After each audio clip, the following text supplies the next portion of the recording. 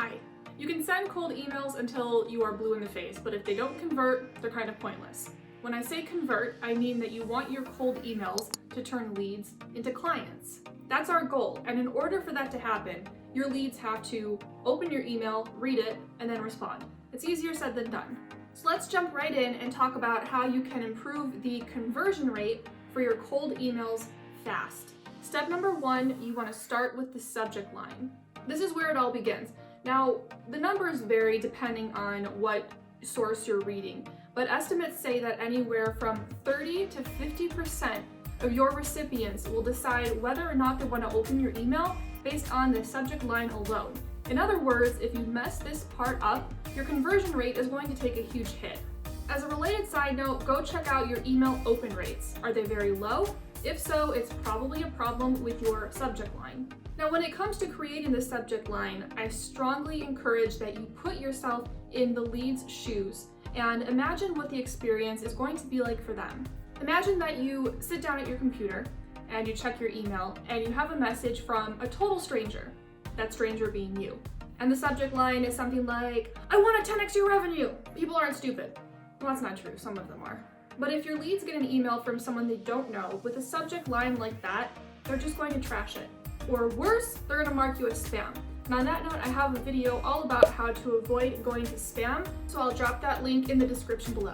Now, if you already had a relationship with this person, it would be different. You could get away with subject lines that were a little more daring, but that's not the case here. You have to keep this in mind. They don't know you. With your cold email subject line, look at it like this. It should give the lead a glimpse into what they'll learn if they open your email. And that's it. Are you reaching out to a lead because you want to blog for their company? There's your subject line, blogging for company name. Are you interested in helping them grow their email list? There's your subject line, interested in helping you with your email marketing, or something like that. If you want more help with your subject lines, then go check out this video where I go into a lot more detail. Step 2, in your email, get to the point. Swear to God, this is gonna be my next tattoo. Get to the point. Again, think of the experience for the lead. They get an email from a total stranger who they know is ultimately going to try to sell them something. They open your email because your subject line was and see that you've sent them a message roughly the word count of Obama's new memoir, which is about 770 pages. Do you think the lead is going to be like, "Awesome, let me just get a refill and then I'll sit down and read the whole thing"? No, they're going to trash it. They don't have the time, they don't have the interest, because they don't yet know you. So you have to get to the point for that first email. Your email should only tell the lead what they have to know. If even one sentence doesn't do something to move this relationship forward, delete it. You don't need it. One thing a lot of people get wrong with the email is that they spend way too much time talking about themselves. And it's not to say that this isn't information that your lead will want to know, but you tell them later. For that first email, the cold email, they don't yet have a reason to care about you because you haven't explained why they should care about you. So this is not the time to go on and on about yourself. If you do, you're gonna kill your conversion rates. Make the email about them, keep it concise, cut to the chase. If you want to see a few more cold email examples, go check out this video. I'm putting the link in the description below. If you want to copy the exact email templates that me and my students in Revenue Spark use, I'm also dropping that link below. Step 3, always end with a CTA or call to action. Again, you want to think of the lead. You have to give them something to do if you want to keep moving the relationship forward.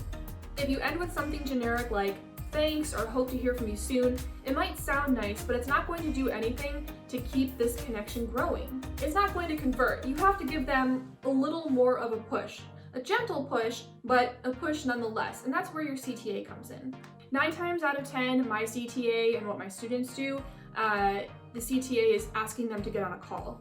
And the reason for that is simple. If you can get someone on the call, you are far likelier to convert them to a client, because when you have that voice-to-voice interaction, it helps build trust and authority.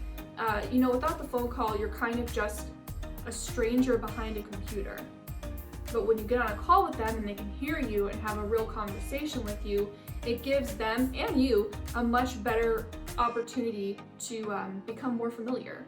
So you should end your emails by politely asking them if they'd be willing to get on a call with you and talk more. I know that some people experience extreme anxiety getting on the phone. That used to be me. Literally, I would start to sweat, which I know is disgusting, but I can't be the only one, hopefully. Anyhow, if that's you, go check out this video where I talk a little more about how you can get over that fear. If you've checked out my content before, then you are probably already well aware of my client acquisition program, Revenue Spark, which is where I teach my students from start to finish my process for landing clients. But a lot of you asked for something a little different, and I built it. I got a lot of feedback from people wanting something that wasn't a full-blown course, but would still give them results. So I created a mini course called The 7-Day Secret, which teaches parts of Revenue Spark, but not nearly the whole thing. And the goal with this mini course is to help you start seeing results and making progress in 7 days. If you're looking to kind of just get a taste of it and get your feet wet, and you want to start at least heading in that direction, the 7-Day Secret is probably a better fit for you. So if you're interested in enrolling, enrollment is open, and I've dropped that link below. You can join anytime. As always, please support my channel by giving this video a thumbs up. Tell YouTube that you like my content. If you haven't already, be sure to subscribe so you never miss an update, and I'll see you guys in the next video.